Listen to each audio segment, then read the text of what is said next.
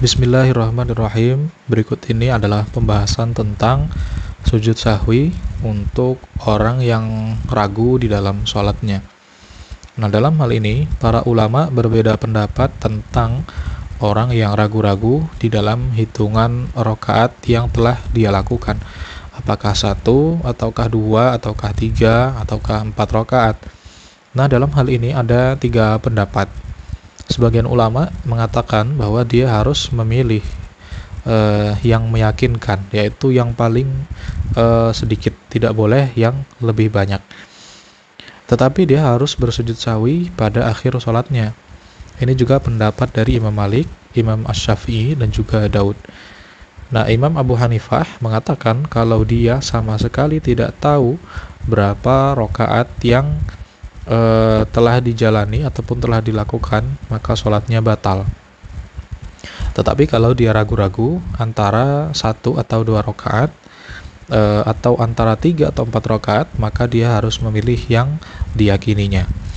Nah, kemudian sesudah salam dia bersujud sahwi. Dan kata sebagian ulama, jika ragu-ragu maka dia tidak boleh memilih yang ia yakini, tetapi ia hanya wajib bersujud sahwi saja. Nah, perbedaan pendapat tersebut karena ada kesan pertentangan dari hadis-hadis yang menerangkan tentang hal tersebut. Dalam masalah ini ada 3 hadis. Pertama, yaitu hadis yang memerintahkan untuk memilih rakaat yang diyakini.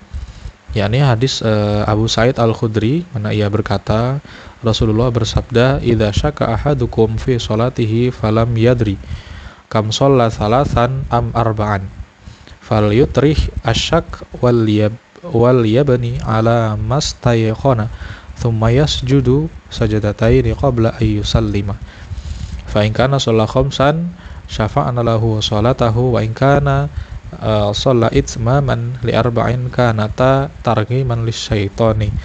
Jika salah seorang kalian itu ragu-ragu di dalam sholatnya apakah sudah 3 rakaat atau 4 rakaat, maka hendaklah dia sholat 1 rakaat, lalu hendaklah dia bersujud sahwi 2 kali ketika ia masih dalam posisi duduk sebelum dia salam. Jika rakaatnya ternyata 5, maka dia telah menggenapkan dengan 2 sujud tersebut. Dan jika rakaatnya ternyata 4, maka 2 sujud tersebut untuk melindungi dari godaan setan. Hadis ini diriwayatkan oleh Muslim. Kemudian yang kedua, hadis Ibnu Mas'ud. Sesungguhnya Nabi bersabda, "Idza saha ahadukum fi sholatihi falyataharri falyasjud sajdatain." Jika salah seorang kalian itu lupa di dalam sholatnya, maka hendaklah dia memilih yang dia yakini, dan hendaklah dia bersujud sebanyak 2 kali. Nah, dalam versi riwayat lain dari Ibnu Mas'ud disebutkan, hendaklah dia memilih mana yang diyakini benar. Dan setelah salam, hendaklah dia sujud sahwi 2 kali dengan tasyahud, lalu salam lagi. Nah, kemudian hadis yang ketiga, yaitu hadis Abu Hurairah yang diriwayatkan oleh Imam Malik dan Al-Bukhari. Sesungguhnya Rasul bersabda, ketika salah seorang kalian berdiri sholat, setan mendatanginya lalu mengacaukannya sehingga dia tidak tahu sudah berapa rakaat sholat yang telah dia lakukan. Jika salah seorang dari kalian mengalami hal yang seperti itu, maka hendaklah dia sujud sahwi 2 kali ketika dia masih dalam posisi duduk. Kemudian hadis yang serupa dengan ini adalah hadis Abdullah bin Ja'far yang diriwayatkan oleh Abu Daud. Sesungguhnya Rasul bersabda, "Man syakka fi sholatihi falyasjud sajdataini ba'daha wa yusallim." Barang siapa ragu-ragu di dalam sholatnya, hendaklah dia bersujud 2 kali sesudahnya, kemudian dia salam. Nah, menanggapi hadis-hadis tersebut, ketiga hadis tersebut, sebagian ulama itu ada yang menggunakan pendekatan al-jam'u, dan sebagian lagi menggunakan pendekatan at-tarjih, yaitu pengunggulan. Nah, di antara ulama-ulama yang menggunakan pendekatan at-tarjih, ada yang bisa menerima hadis yang kontra dengan hadis yang mereka unggulkan.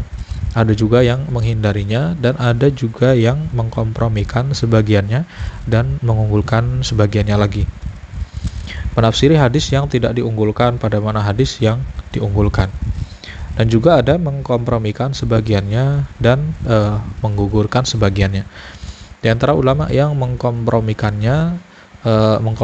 sebagiannya dan kemudian mengunggulkan sebagian yang lain, lalu menafsiri hadis yang tidak diunggulkan untuk disesuaikan dengan hadis yang diunggulkan, itu adalah Malik bin Anas. Ya, yang cenderung mengartikan hadis Abu Sa'id Al-Khudri itu berlaku untuk orang yang tidak begitu ragu-ragu, dan mengartikan hadis Abu Hurairah itu berlaku untuk orang yang benar-benar ragu. Nah, inilah cara mengkompromikannya. Lalu dia menafsiri hadis Ibnu Mas'ud bahwa yang dimaksud adalah dengan memilih yang meyakinkan, yaitu hitungan rakaat yang paling sedikit. Nah, dengan demikian semua hadis tersebut bisa ditetapkan. Dan di antara ulama yang bisa menerimanya, yakni hanya memadukan sebagian dari hadis-hadis di atas dan menafikan sebagian yang lain, yaitu hanya dengan mengunggulkan tanpa menafsiri hadis yang tidak diunggulkan, yaitu adalah Imam Abu Hanifah. Katanya hukum dalam hadis Abu Sa'id Al-Khudri itu hanya berlaku untuk orang yang tidak bisa menentukan hitungan rakaat yang mana yang dipilih. Sedangkan hadis Ibnu Mas'ud itu berlaku untuk orang yang bisa menentukan pilihan mana yang meyakinkan.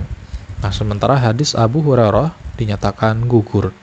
Nah, oleh karena itu dia katakan dalam hadis Abu Sa'id dan hadis Ibnu Mas'ud ada tambahan. Dan tambahan ini harus diterima dan diamalkan. Ini juga sama dengan cara mengkompromikan. Nah, ulama-ulama yang mengunggulkan sebagian hadis dan mengunggulkan sebagian yang lain mengatakan bahwa dalam kasus tadi yang wajib dilakukan hanya sujud sahwi saja. Soalnya mereka mengunggulkan hadis Abu Hurairah dengan menggugurkan hadis Abu Sa'id dan Ibnu Mas'ud. Karenanya pendapat ini yang paling lemah. Nah, demikianlah pembahasan soal dasar-dasar perbedaan pendapat tentang sholat fardu ain sepanjang pengetahuan dari Ibnu Rushd. Termasuk juga tentang pembahasan sujud sahwi ini. Wallahu a'lam bishawab.